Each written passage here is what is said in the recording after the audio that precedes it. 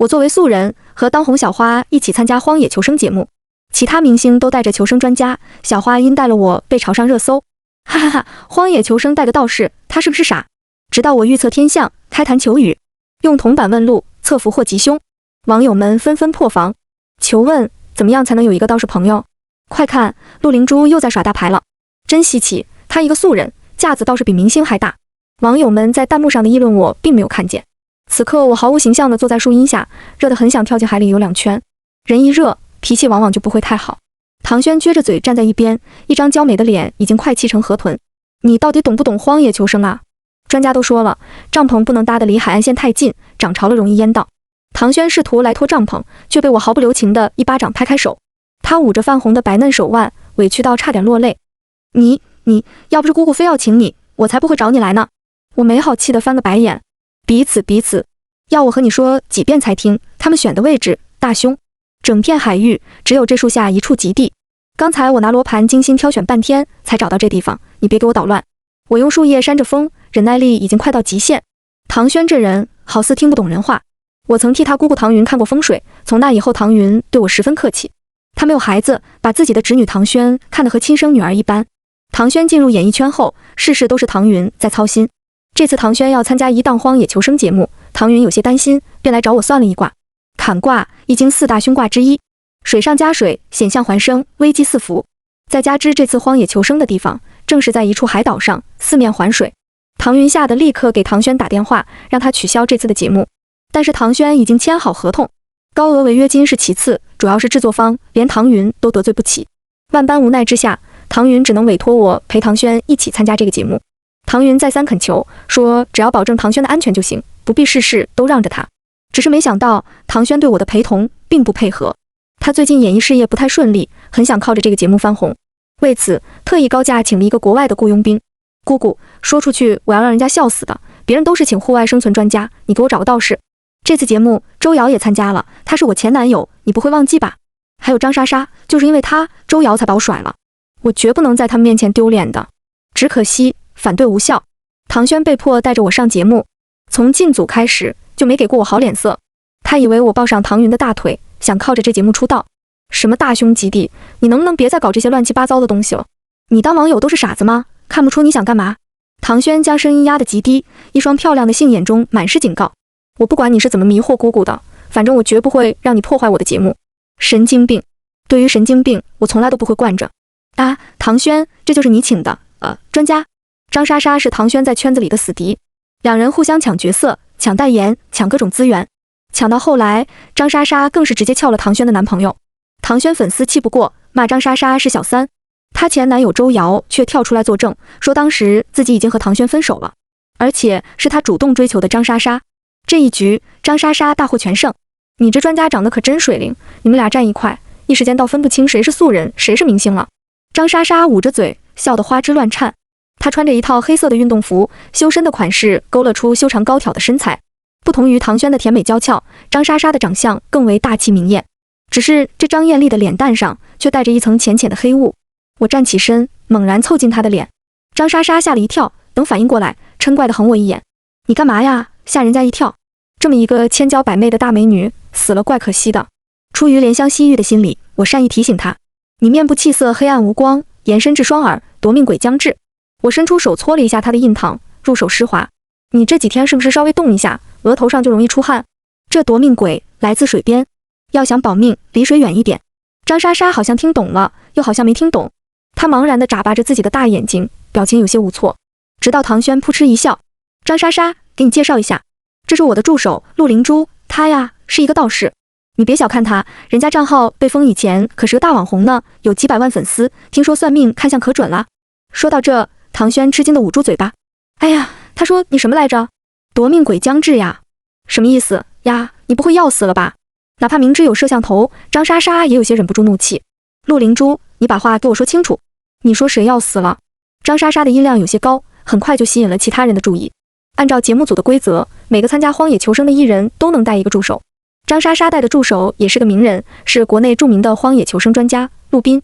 听说他以前是个退伍军人，不但有着丰富的野外求生经历，近身格斗技术更是一绝。莎莎，怎么回事？张莎莎男朋友周瑶听到动静，连帐篷都不搭了。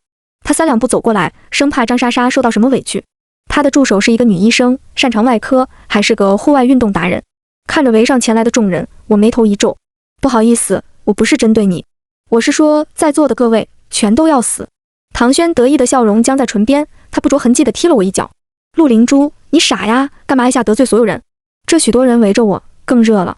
节目组贼抠门，每天只给我们每人发1瓶矿泉水。我之前没注意，结果1瓶水被唐轩用来洗手了。他说海水洗手，手容易干燥脱皮，没有矿泉水好。想到这，我火气翻涌，没好气瞪他一眼。看什么看？我说在座的各位，也包括你，这么多人，就属你印堂最黑。张莎莎原本非常生气，听到我这么一说，反而愣住了。她诧异地扭头看向唐轩，眼神中隐隐有着同情。唐轩，你和你姑姑闹掰了？她和唐轩想的一样，以为我是唐云想要捧的新人，借着这个节目出道，为此不惜让我踩着唐轩上位。虽然我在节目中的一言一行让他有些看不懂，但是黑红也是红，在娱乐圈，只要有讨论度，就有流量，而流量就代表着资本。我的无差别攻击让众人有些摸不着头脑。周瑶叹了口气，欲言又止，最后还是没忍住，朝唐轩柔声开口：唐轩，看样子你现在的日子不太好过，如果有困难，你可以向我开口，看在往日的情分上，我一定会帮你的。唐轩差点把鼻子给气歪了，他性子十分要强，眼下被变心的前男友同情，比被人骂一顿还难受。神经病啊！你才有困难，你全家都困难。周瑶眉头一皱，面上是掩饰不住的嫌弃。他朝边上走了2步，拉开和唐轩的距离。你这性子真是一点都没变。节目刚开播10分钟，就迎来了一场激烈的矛盾。唐轩不顾镜头，对周瑶破口大骂。张莎莎护着男朋友，和唐轩斗鸡般吵成一堆。导演兴奋的鼻孔都放大了，指挥摄像师扛着镜头对我们一阵狂拍。我看着节目组这些面带黑气的工作人员，心中更加烦闷。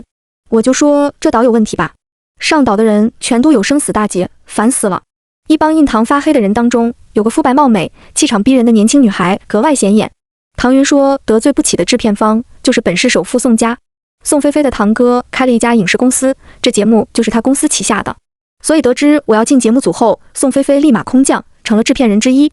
我朝他招招手，宋菲菲屁颠屁颠跑上前：干啥？录节目呢。我烦闷的挠头：把这破节目停了吧，我刚刚卜了一卦，3日之后有大凶之物要出现。我这人烦躁时说话音量就比较大。听到这话，刚刚还在吵架的众人立刻安静下来。张莎莎等人极为吃惊地看着我，唐轩更是露出一个恍然大悟的表情。网友们也都很激动，纷纷拿出键盘，开始在网上胡乱放屁。操，难怪这个陆灵珠这么嚣张，原来他认识制片方。他不会是宋家要力捧的新人吧？肯定是了，搞不好是宋公子养的金丝雀。不愧是宋家，开一个综艺节目，拿3个当红流量明星作陪，就为了捧红一个新人。你别说，陆灵珠长得挺不错的，这倒是人设也很清新脱俗。哦，这句不算放屁，是网友的正常发言。宋菲菲瞳孔猛然一缩，连声音都变得急促了。大胸有多大？从她饥渴的眼神中，我读懂了她没问出口的下一句话。有汉魃那么大吗？这该死的富二代过惯了奢侈又无聊的生活，他人生的终极目的就是路遇汉魃，然后和他大战300回合，最后被汉魃捏爆头而死。我这么说只会让他爽到。果然，宋菲菲问完话后，脸色一变，提高音量呵斥我：你谁呀？一上来就让我停节目，这节目花多少钱你知道吗？年纪不大，脸倒是不小。我和你很熟吗？一边去，这节目你爱上就上，不上滚蛋。这孽徒！但是我不敢滚，我滚了，岛上这些人估计都活不了。宋菲菲假装愤怒，眼睛却拼命朝我使眼色。训完话，她高傲的一甩头，拧身就走。等走到人群身后，见没人注意到自己，立刻高举双臂，手掌合拢，在空中拼命朝我作揖。罢了，这节目我听宋菲菲说过，光是几个明星的出场费就要8000万，要是突然停播，违约金加上赔偿给其他广告商的钱，估计得损失好几个亿。如果宋菲菲向她堂哥开口，这损失就得她 YouTube 自己填补。为了几个亿，这大凶之物还是得斗上一斗。见我垂头丧气的模样，唐轩几人眼神都变了，从一开始的吃惊到嫉妒，再由嫉妒转变成幸灾乐祸。陆灵珠，你知道混娱乐圈最忌讳什么吗？唐轩嗤笑一声，冷冷地开口。我想着大凶之物，心情十分低落。见我不说话，唐轩也不恼，双手抱胸，用眼神将我从头鄙视到脚。最忌讳有些人看不清自己身份，做人啊，千万别太把自己当回事，别以为人家哄你2句，就真拿自己当宋家少奶奶了。唐轩说的话坐实了网友们的猜测，笑死了，陆灵珠果然是金丝雀吧？人宋公子给她个角色，就以为自己可以做宋家的主了。你们看到当时宋大小姐骂她时，她那吃惊的表情了吗？乐死我了！也有曾经看过我和宋菲菲直播的网友弱弱发言，宋大小姐和陆灵珠真的很熟，不是你们想的那种关系。只是网友大多健忘，我账号被封后，很快就被多数人遗忘。宋大小姐估计没见过道士，和她一起只是好玩吧。结果陆灵珠拿她当跳板，勾搭人家哥哥，这不闹掰了。替我说话的网友很快就淹没在吃瓜群众的唇枪舌剑之下。不过此刻的我根本没空理会网友们的议论，因为天马上就要下雨了。见我一直仰着头，张莎莎轻咳2声，唐轩，你家助手都快被你说哭了。差不多行了。唐轩最喜欢的事情就是和张莎莎对着干。他本来不打算再说，但是张莎莎一开口，瞬间激发了他的斗志。陆灵珠，你不会再学什么偶像剧吧？只要你仰着头，眼泪就不会落下。笑死人了，你是来给我当助手的。现在我命令你换个地方，把帐篷搭起来。我用看傻逼的眼神看着他。你没注意到吗？这天连一丝风都没有，马上要下暴雨了，起开，别耽误我干活。要是下雨前没把帐篷搭好，就要被淋成落汤鸡。包括我们行李中带的那些工具什么，都要安置好，避免被雨水淋湿。听到下雨，张莎莎忙扭头看向自己的助手。陆斌蹲下身摸了摸带着水汽的沙子，又极为认真地环顾四周。过了一会儿，才十分肯定地对张莎莎摇头：不会下雨。陆斌作为野外生存专家，人气和口碑都胜过我许多。他性格坚毅，虽然话少，却从不骗人。比起我，众人显然更愿意相信他说的话。唐轩见我低头去搭帐篷，都快气哭了。他走上前，紧紧拉住我的手：陆灵珠，你到底有没有常识？我都说了，到傍晚这片海滩会涨潮的。见我们又开始掐架，张莎莎兴致勃勃站一边看戏。陆斌十分全能，搭帐篷这种小事情根本不需要他插手。周瑶毕竟是当红小生，自视身份，不能把活都丢给一个女生干。他恋恋不舍地看了我们一眼，才一步三回头跟着自己助手去搭帐篷了。他帐篷的位置就选在张莎莎旁边，背靠一处崖壁，地势虽高，却十分平坦。更难得的是，视野十分开阔，一眼可以看到大半片海滩。不愧是陆斌，选的位置确实是整个海岛最好的，同样也是最凶的。唐轩想要制止我，但是女明星大多连饭都吃不饱，怎么可能是我的对手？我都没用力，轻轻一挥手，他就一屁股跌坐在地上，红着眼眶，嘴唇颤抖。你竟然敢打我！我实在不耐烦和他多做纠缠，当即挥着拳头威胁他：再妨碍我搭帐篷，信不信我抽你？哇！唐轩哭着跑开了。他不用说什么，粉丝自然会替他出气。不用看弹幕，我都能想到他们骂的有多脏。但是此刻我无暇顾及这些。暴雨将至，我得加快动作。我选的这个位置是在一棵巨大的榕树下，这树长得十分古怪。榕树向来枝叶繁盛，有独木成林的美誉，可这棵榕树却光秃秃的，看着有点像是40岁的秃头码农。粗壮的枝干顶端稀稀拉拉长几根树枝，上头翠绿的树叶几乎用手指就能数清有几片，就长得挺磕碜的。我把帐篷背靠着树干搭好，才松了一口气。此时网上因为我已经吵翻了天。唐轩粉丝发起了一个活动，叫陆灵珠滚出节目组，短短半个小时就得到了100万网友的支持票。在摄像机前就这么嚣张，陆灵珠私下的什么样？肯定烟酒都来吧？什么道士？我看像个小太妹。她读书时是不是就很爱霸凌人？素人霸凌明星，简直闻所未闻。她还说要下雨，雨呢？真受不了这种满口谎话的女人。唐轩哭得伤心，周瑶看着于心不忍，搭好帐篷跑过去安慰她。张莎莎自然不会放弃这个机会，也跟着过去对她冷嘲热讽。唐轩不想被情敌看笑话，哭一会儿后红肿着眼睛过来找我。陆灵珠，我不要你当我助手了，反正帐篷有2个，我们现在就把东西分一分。从现在开始，你走你的独木桥，我过我的阳关道。我站在榕树凸起的巨大树根上，居高临下看着他。你确定？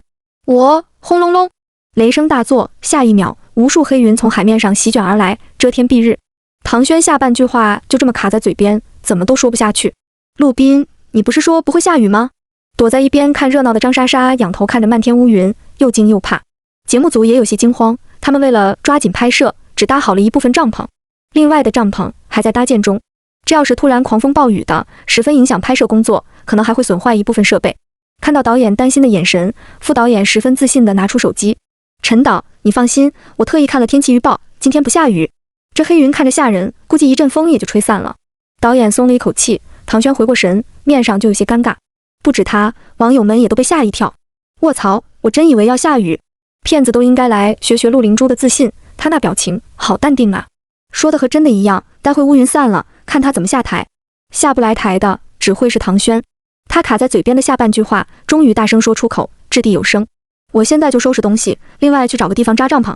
你记住，从现在开始，咱们就不再是一个队伍。啪嗒，啪嗒，啪嗒，啪嗒，豆大的雨滴噼里啪啦砸落，溅起一地尘土。闻着这潮湿的尘土味，唐轩彻底傻眼。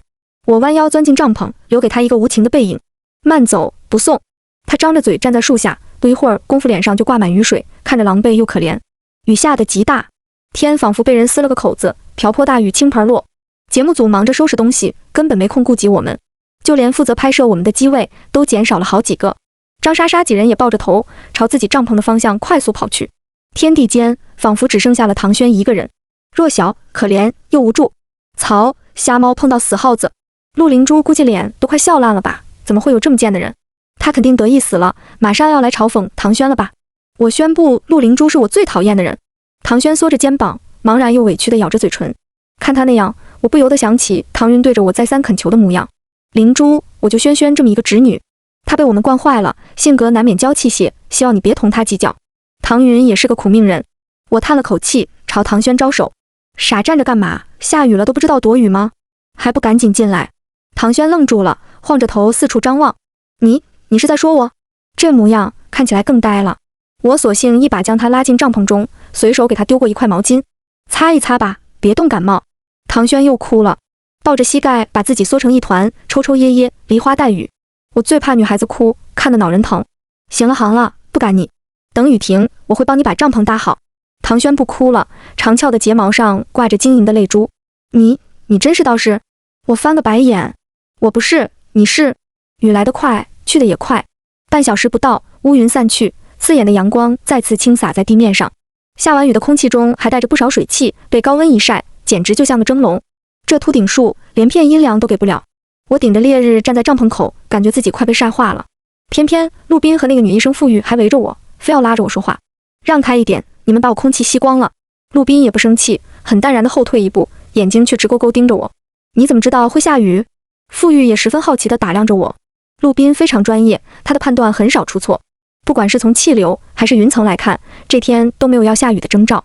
天象变幻莫测，岂是从一两件事情上就能推断的？各种原因十分复杂，许多事情甚至超出了正常人的认知。想起我因为宣扬封建迷信而被封禁的账号，我心中一酸。我那几百万粉丝的号啊，就这么没了。我掐指算的。我随意摆出个手印，打算将宣扬封建迷信贯彻到底。陆斌一愣，哭笑不得地看着我。你要实在不想说，倒也不用扯这个借口。张莎莎原本期待着唐轩淋成落汤鸡，见我和唐轩和好，她十分不满。我看呀，就是有人瞎猫碰到死耗子，瞎猜中了呗。这么热的天，喝的水还有限制，谁耐烦站在太阳底下和人打口水仗？我随意敷衍张莎莎几句，就把他们赶走了。在这荒岛生存，所有的食物都要自己想办法。夜晚的荒岛危机四伏，陆斌他们准备在这个时候去寻找食物。我抬头看了眼高高挂着的太阳，此时应该是下午4点多了。在不熟悉的环境里，多留点时间寻找食物总是没错的。只是我怕热，还怕晒。见我又准备钻进帐篷里，唐轩有些着急。陆灵珠，咱们不去找东西吃吗？陆斌和周瑶已经下水，准备在海里抓东西吃。就连张莎莎都戴着帽子，跟着傅玉一起去找有什么能吃的植物了。唐轩晃了晃手中见底的矿泉水瓶，脸色终于有点挂不住了。你把水都喝完了？我瞥他一眼，有些不能理解他为什么生气。你那瓶自己洗手了，这瓶是我的，我喝我自己的水，有什么问题？唐轩十分崩溃。没有水，没有食物，我们要怎么生存？你现在不去找东西，难道要等天黑才去吗？人与人之间连最基本的信任都没有。我无奈地拿出铜板，在他面前极为认真地卜了个卦。看到没有？现在不是去找食物的吉时。虚时一刻，西北方向自然会有食物出现。唐轩又气哭了，看他红着眼眶，眼泪欲落不落的模样，我好心提醒他：怒伤肝，喜伤心，思伤脾，忧伤肺，恐伤肾。你这么容易哭，不但伤肺，还伤肾。你晚上睡觉是不是多梦？一醒还尿频？听到尿频2字，唐轩再也忍不住，捂着脸跑出了帐篷。我不太明白他的泪点，继续躺在帐篷里闭目养神。唐轩一边哭一边顶着大太阳跟张莎莎两人去找食物。张莎莎自然不会放过这个机会，拼命拿话挤兑他。哎呀，唐轩，你可真惨啊！你是童星出身，进这圈子也得有10几年了吧？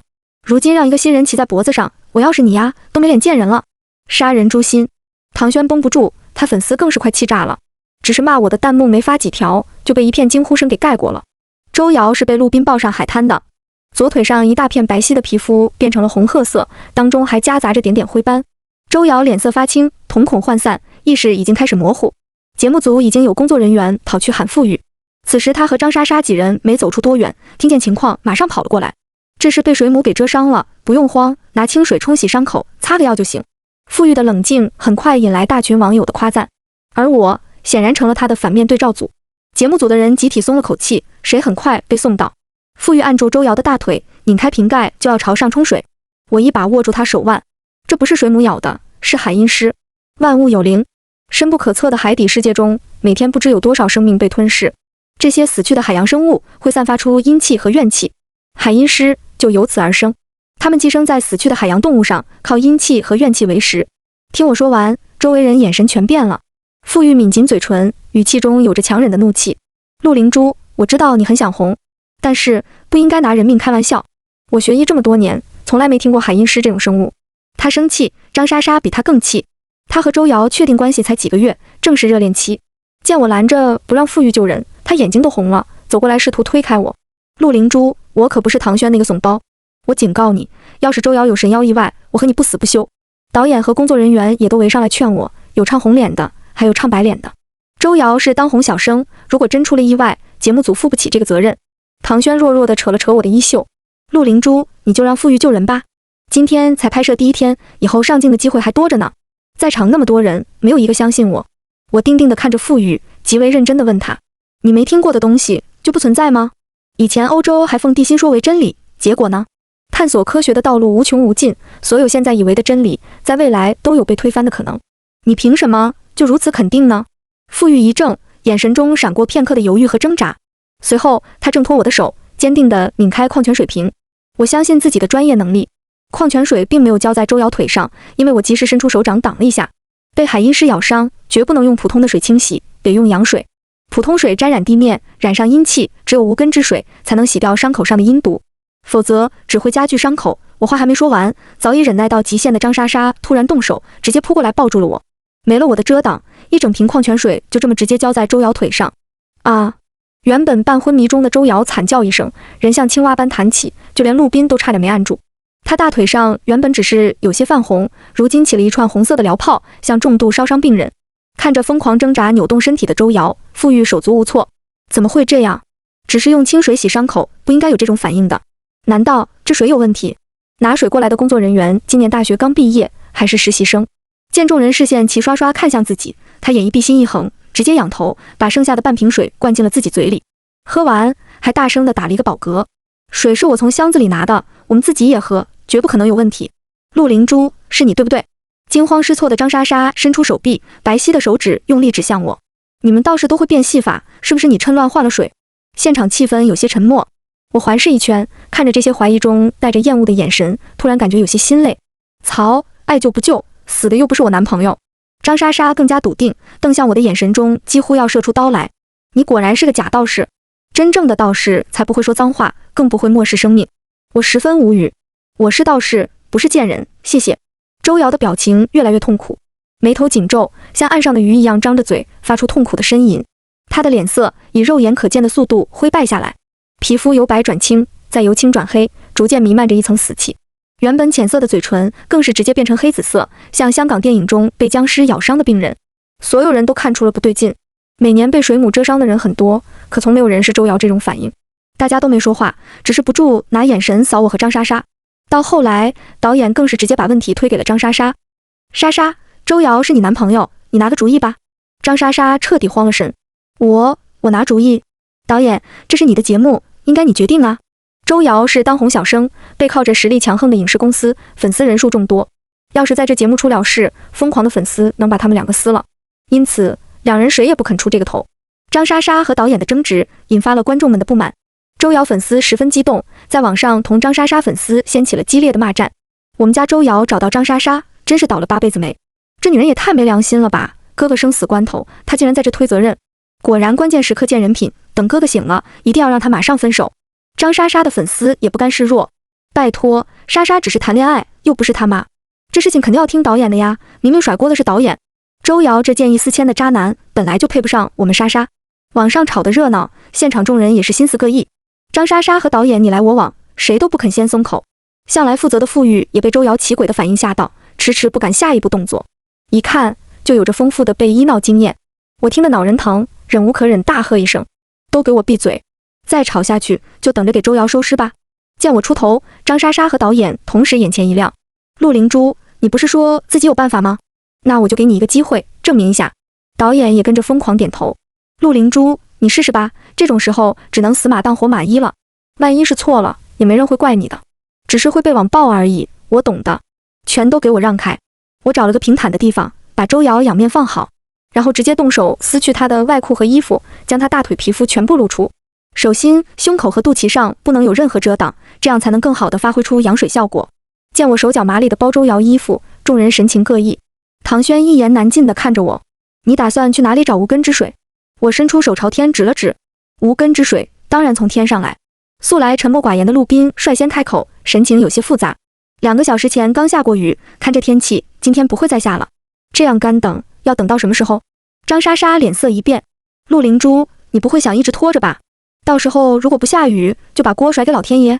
有种不能随便打人的无力感。我懒得再和他们废话，直接起身朝帐篷走去，留给他们一个干净利落的背影。这雨，我自会向老天求。不得不说，我看了这么多综艺，这次的最精彩。陆灵珠这是啥意思？他要求雨，《西游记》一样求雨。卧槽，牛逼呀！我吹牛都不敢这么吹。这节目的剧本谁写的？我倒要看看还能有多离谱，好看爱看。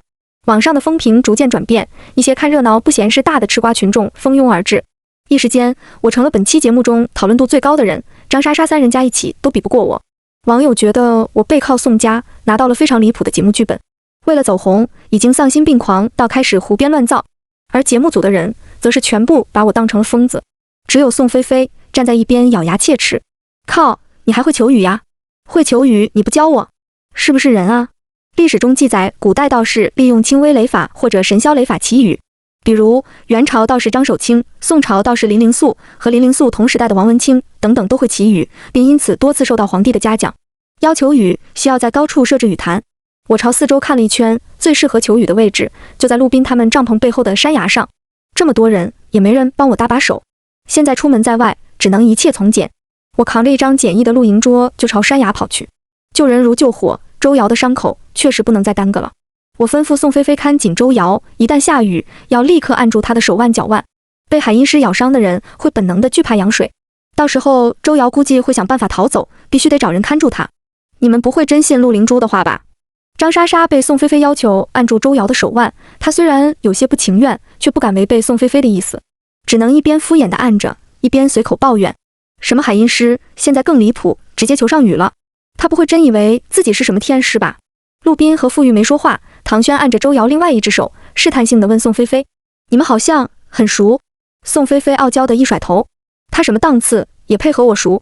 张莎莎顿时放心，开始了更为猛烈的抨击和冷嘲热讽。对此我一无所知，仍埋头赶路。山崖陡峭，2个摄像大哥在半山腰就跟丢了。万般无奈之下，其中一个摄像大哥把镜头递给我：你自己拍吧，我实在是跑不过你。你礼貌吗？我扛着一张桌子，现在还要让我扛摄像机？666，陆灵珠这体力，我觉得她是真的有点东西。你们看到刚才很高的那块石头了吗？她咻一下就上去了，感觉会轻功。不夸张，刚才那石头我花1天时间都上不去。网友们对我的身体素质展开了热火朝天的讨论，多数人都觉得宋氏影视为了推出我这个新人没少下功夫，甚至有人说我被秘密训练了1年，就为今天这期节目。这山崖长得很是奇怪，坡度陡峭，几乎没什么下脚的地方，整个山顶也带着微微隆起的弧度。我找半天才勉强找到一处可以放桌子的地方，为了保持平衡，还在桌脚下垫了几块石头。将摄像机架好以后，我按照规矩极为小心设好祭坛，燃香、摇铃、焚烧符纸。我摇着铃，脚踏七星步，口中大声念着咒语：五帝五龙，降光藏风，风来！用真气喊出的咒声穿破云霄，在空中传出极远。宋菲菲呆呆地仰头看着我模糊的身影，羡慕的眼泪从嘴角流下。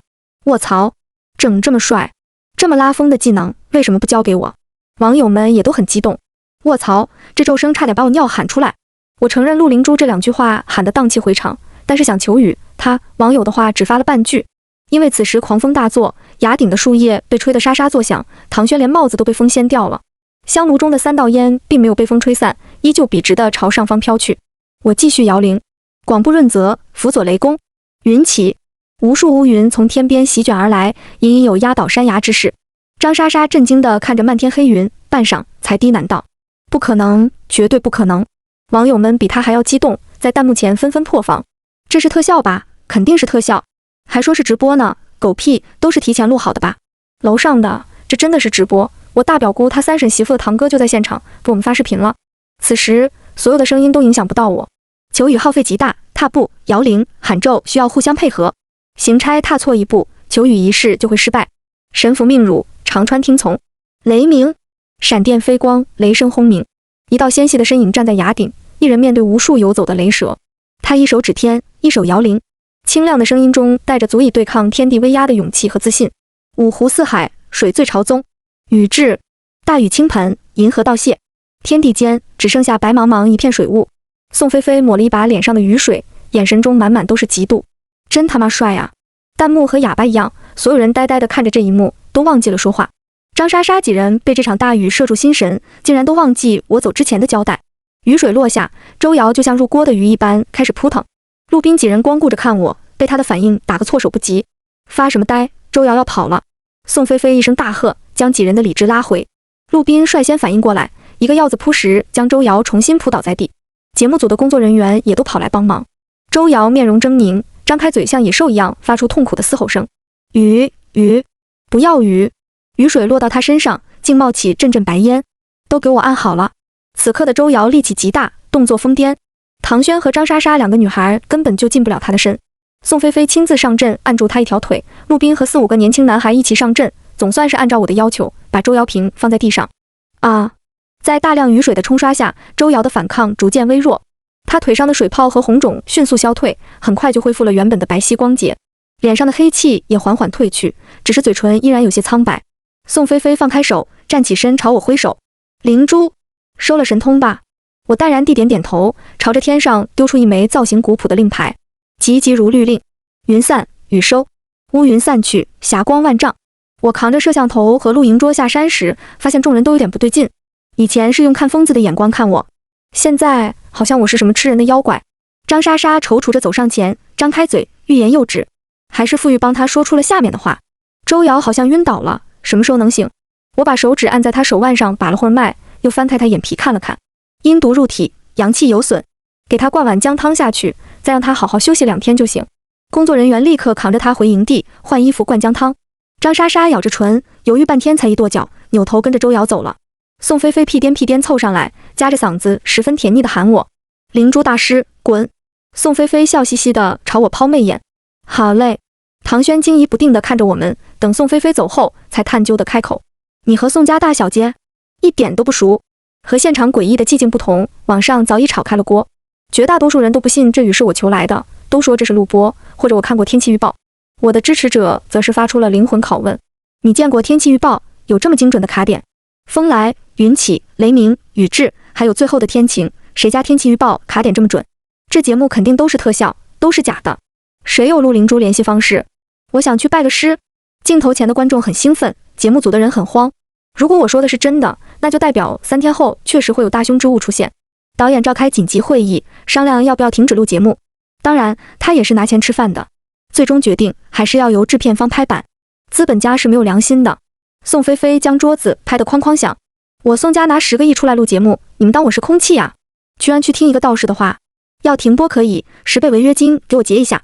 导演灰溜溜从帐篷出来，没一会儿就拎着一大袋东西来到我跟前，兜里有罐头、蛋糕、各种零食，还有好几盒卤味。此时刚好是虚实一刻，我挑出几样不爱吃的丢给唐轩，把袋子抱进怀里，面有难色。导演，你这样不合规矩啊！按节目组规定，我们是不能吃工作人员食物的。导演满不在乎的摆手，剪掉，都剪掉。摄像大哥轻咳2声，可我们这个是直播，没法剪。导演瞪他一眼，摄像师立刻闭上嘴。灵珠啊，你给我交个底。第3天真的会有大凶之物来吗？想起宋菲菲威胁的眼神，我只能含糊其辞。天机不可泄露啊！知道周易，为什么教义？万事万物都处在变化当中，这个变化随时有可能发生。罢了，到那时我尽量护住他们周全便是。导演愁容满面的走了。求雨极耗心神，我没精力和人在寒暄，钻进帐篷呼呼大睡，一夜好眠。第二天海面刚刚露出一抹橘红，我就醒了，揉着眼睛走出帐篷时，差点踩到一个人。6大门派围攻光明顶，操，怎么会有这么多帐篷？连条路都不给我留。我踮起脚看了一下西北侧的崖底，果然张莎莎、周瑶他们的帐篷也搬过来了。这么多人挤在一起，得多热呀！我不耐烦看见这许多人，找了个阴凉地方练早课去。等我回来时，榕树下已经热闹非常。哎呀，你踩我脚了！靠，你把我的机器撞歪了！我帐篷呢？我怎么找不到自己帐篷了？呀，灵珠大师回来了！不知道谁喊了一声，人群立刻安静下来，如同摩西分海一般，人群自动分成2半，有给我泡茶的，给我送饮料的，还有给我撑遮阳伞的，连宋菲菲这个金主都被挤到了一边。网友给这天的节目起了个名字，叫拍马屁大赛，所有人都在不着痕迹的给我拍马屁，有些人拍得比较冒昧，有些人拍得无比自然。听说这节目还吸引了好多体制内的人，逐字逐句学习如何拍马屁。当然，也不是所有人都相信我，比如张莎莎，拽什么呀？真当自己是救世主了？张莎莎刚骂完我，她经纪人转头就给我塞了一个金镯子。灵珠大师，你别同他一般见识。娱乐圈都是人精，除了张莎莎，有不少人并不相信我，但是不会傻到来得罪我。大家都秉持着同样一个信念，万一呢？万一我说的是真的呢？这一天的拍摄平平无奇，甚至还有点无聊，也不用自己找吃的，别人送的东西都吃不完。每个人都在我跟前秀存在感，试图让我认个脸熟。我的帐篷一直有人进进出出，搞得我烦不胜烦。这种状况一直持续到第2天，太阳还没落下，所有人都挤在我帐篷附近，一脸紧张。我从来没想过，小小一顶帐篷可以坐下这么多人，一个个肩挨着肩，脚擦着脚。这可是在直播呀，都不要面子的吗？呵，一群傻子。张莎莎翻个白眼，气冲冲朝外走去。她本来就讨厌我，看到我众星捧月的模样，更是气不打一处来。张莎莎，你去哪？张莎莎连头也没回，十分不耐烦地甩了甩手。鳖们，我去散步，别管我。不管不行啊，离我算的时辰已经非常接近了。你给我回来，别乱跑。我一喊，张莎莎反而跑得更快了。陆斌是个责任感很强的人，他受张莎莎邀请来当助理，自觉要对张莎莎的安全负责，所以张莎莎一跑，他也忙跟了上去。一起跟着去的还有张莎莎经纪人，我们都喊她红姐。红姐骂骂咧咧朝前跑去，柳眉倒竖，满脸怒容。张莎莎，这里不是你任性的地方，你再有什么不满，也要等天亮以后，快回来。张莎莎见没人站在她那边，更生气了。她之前是女团出身，一直学跳舞的，身体素质不错，拼尽全力跑起来，速度极快，几个呼吸间就跑到了海边。此时，一艘黑压压的船在月色的照耀下破浪而来。导演眯着眼看半天，松了一大口气。大家别慌，这是公司的船，是来送补给的，都别傻站着了，还不去帮忙搬东西。导演一声令下，其余的工作人员纷纷朝海岸跑去。船靠岸后，缓缓降下梯子。看着夜色下那帮下船的人，我汗毛顷刻间竖起。回来，都给我回来！张莎莎已经站在船前，第一个下船的人好像没看到她一般，直直朝她身上撞去。她一把抓住那人胳膊，咬牙切齿瞪着他：“你是死人啊！我那么大个活人站在这里，没看见吗？糟了，死人！”撞到张莎莎那人机械的回头，肢体像木偶人般僵硬。他说话的声音也很奇怪，似乎是从喉咙里挤出来的，沙哑干涩。你说我是死人？张莎莎，跑啊！这是鬼船！我气沉丹田，一边喊一边朝张莎莎跑去。其他人都给我退到榕树下，不想死动作就快点。这石破天惊的一声喊，终于把一边说话一边朝鬼船走去的众人惊醒，同时也惊动了鬼船。在海中失事的船只，阴气不散，怨气凝结，时间长了就会变成鬼船。每当月圆之夜，鬼船就会浮出海面，如同幽灵般在海上游荡。它会吸引附近的亡魂，存活时间越长的鬼船，上面寄生的亡魂越多。而且鬼船还能变换成其他船只的模样，吸引其他船只上的人靠近。鬼船上的亡魂满含怨气而死，对所有活物都心存嫉恨。张莎莎刚才那2句话，估计要彻底激怒他们。你说我是死人，那你也一起下来陪我吧。说完，就伸出手狠狠掐住张莎莎的脖子，想要将她纤细的脖颈当场拧断。此时，陆斌已经跑到了张莎莎跟前，他反应极为迅速，飞起一脚蹬在那个男鬼胸口，趁着这个机会捞起张莎莎就跑。只是张莎莎被这一变故吓傻了，双腿发软，如同一滩烂泥般瘫坐在地上。陆斌替他争取到的时间完全被浪费了。鬼船上的鬼见有鬼率先动手，凶性大发，立刻蜂拥而上。一帮人在前面拼命跑，一群鬼在中间疯狂追，而我是其中唯一的逆行者。陆斌为救张莎莎，被2只鬼拖在一边撕咬。张莎莎被那男鬼按在沙滩上，正拼命扯着嗓子哭喊。水鬼是最难对付的，金水相生，水乃木之母。桃木剑和铜钱剑一对上水鬼，力道会削弱很多。我忍痛掏出一张雷火符，催动咒语朝那男鬼砸去。五雷3000响，雷火100万兵，火光烧世界，邪魔化为尘。水鬼化作一团火光，我朝边上砸出一把糯米，击退其余水鬼。陆斌，怎么样，还能坚持吗？陆斌手臂上有好几处伤口，正汩汩朝外流着血。我眼前一亮，立刻掏出桃木剑，用力往他伤口上蹭。一把蹭完，又拿出一把。他这人一身正气，还上过战场。最难得的是，看样子还是个处男。这满身的阳刚之血，不拿来杀鬼，真是暴殄天物啊！我和陆斌手握桃木剑，将张莎莎护在中间。3人艰难地在鬼堆中杀出一条血路。腿脚快的人已经率先跑到榕树下，后头追上去的水鬼在靠近榕树周边时，被凭空出现的巨大树根狠狠抽飞。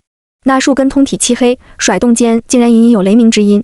卧槽，这大榕树竟然是雷生木！雷击木已经十分稀少，是被天雷击中过的树木。这木头蕴含天道正气，雷霆之威，是一切邪祟阴物的克星。而雷生木更为难得，我长那么大也从未见过，只是听师尊说起过，所以看到大榕树时才没有认出来。雷生木是遭雷击后仍然存活下来的树木，蕴含天地灵气、雷霆之威，还有极为蓬勃的生命之力。这样的树木，就连天才地宝都不足以形容。唯一遗憾的是，雷生木不能换地方，一挪必死，不然有这样一棵树看家护院，万鬼不惧。我兴奋得恨不得仰天长啸一声。有了这雷生木，今天晚上我可以顺利护住众人性命了。把帐篷都拆了，围着树木坐好，离树干越近越安全。静谧的海岸，洁白的沙滩，还有那撩人的月色，如果不仔细看的话，这是一番非常美丽的景象。只是沙滩上的场景有些诡异，粗壮的大榕树边挤挤挨挨站满了人，离数十米远，摩肩接踵站满了鬼。双方大眼瞪小眼，好像要进行火拼的2个帮派。导演恨得直拍腿，哎呀，这么好的画面，摄像机怎么都搞丢了。旁边那人一叠声惨叫，啊，导演你拍到我腿了。宋菲菲挤到我身边，挤出一脑门子汗。这就是你说的大凶之物，鬼船。我感觉也不凶啊。我用糯米包住陆斌的伤口后，才松了一口气。鬼船远比你想的要可怕。此时还没到，一切还没开始呢。张莎莎他们几人幸亏把帐篷搬到了榕树下，他们之前选的位置恰好是鬼船登陆的附近，难怪是个吉凶之位。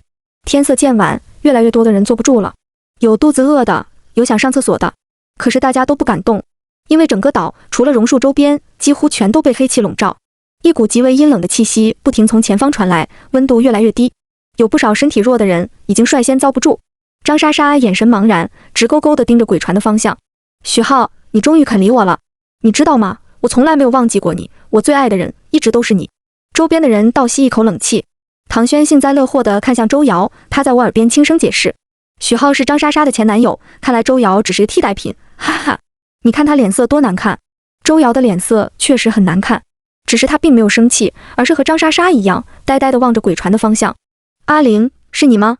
以前的事情是我对不起你，你和孩子在地下还好吗？什么？周瑶这么乱，唐轩要怎么想？我立刻扭头看向唐轩，却发现他也双眼发直。表哥，你为什么是我表哥呢？你知道我有多痛苦吗？娱乐圈的人可真乱啊！吃瓜的快乐十分短暂，因为周瑶几人已经一边说话一边朝鬼船走去。虽然很快就被身边人拖住，但是有更多的人加入他们之中。再这么下去，我们估计一个人都护不住。宋菲菲一手按住一个人，有些绝望了。灵珠，受鬼船影响的人越来越多了，快想想办法呀！我努力将人捆成粽子，系在树干上。你不是最喜欢大凶之物了吗？这么好的机会还不赶紧上，和鬼船单挑去！宋菲菲这人最受不了激将法，当即一梗脖子，捏着一把雷火符就朝前冲。去就去！这祖宗！无奈之下，我只有把这些人都托付给了陆斌。他虽然受了伤，但是性格坚毅，半分没有受鬼船影响。越是心神飘忽、精神恐惧之人，越容易被鬼船的幻象所迷惑。同样，傅玉也依然保持着清醒。我和宋菲菲前后脚冲出榕树的保护圈，不到10分钟就跑回来了。宋菲菲毫无形象地跪坐在地上，恶心得直翻白眼。哦，所有鬼当中最恶心的就是水鬼。随着阴气渐浓，好多鬼都露出了头七时的惨状，那真是满满一船的巨人观。海水特有的腥臭味和腐烂味加在一起，直冲人的天灵盖。而且这鬼船上的鬼魂实在太多了，双拳难敌四手，更何况我们面对的是千手。灵珠，帮忙！原本被我捆成粽子的周瑶，竟然用力把绳子给挣断了。我费了好大劲才重新捆住他，并在他胸口处贴了张护阳符。可节目组的人实在太多了，我带的几十张符纸根本不够用。护阳符能护住他们周身阳气，让他们不再轻易被鬼船迷惑，但是也坚持不了太长的时间。捆完人，宋菲菲刚想坐下喘口气，我已经上前一步拉起她。别休息了，越接近子时，鬼船影响越大。鬼魂和鬼船的阴气会互相促进，我们得多弄死几个水鬼，才能减轻鬼船对他们的影响。宋菲菲扬起脖子，朝黑压压的鬼船看了一眼，绝望地瘫倒在地。卧槽，这得打到什么时候去啊？你不是会求雨吗？就不能求个雷，劈死他们！我浑身一震，用力拍在宋菲菲大腿上。靠！我怎么没想到？求雨仪式十分复杂，根据仪式的不同，所求之雨也有不同。春雨细腻，绵延不绝，润物无声；暴雨滂沱，有冲低绝坝之势。而只要所求得当，还能求来雷阵雨。雷雨交加，尽显上苍之威。鬼船这等阴物，跳出五行，为天道所不容。只要引出雷雨，雷电自然会去追逐鬼船。在天地之威面前，所有鬼魅都是泡影。所以我掩护你，你跑去山顶求雨，我一个人单枪匹马杀上鬼船。等下雷雨后，我还要在鬼船上驱动引雷符，把天雷引到鬼船，还要掐好时间，在雷劈中鬼船之前跳船逃跑，否则我也会被劈成焦炭。宋菲菲面无表情地看着我，我是喜欢刺激，但是不想今天就死。我请问呢，为什么不是你去鬼船引雷？面对他的质疑，我发出了灵魂拷问：你会求雨吗？你是不是怕了？大凶之物是不是你要看的？宋菲菲黑着脸提出了最后一个要求：你走之前去帮我把沙滩上的摄像机拿回来，最少要3台，不然我不去。只有3个以上的机位才能拍出我的美貌和英姿。这些都是小事。我很快取到摄像机，并按照宋菲菲的要求放置好。架好机位后，宋菲菲左手握剑，右手捏符，义无反顾朝鬼船冲去。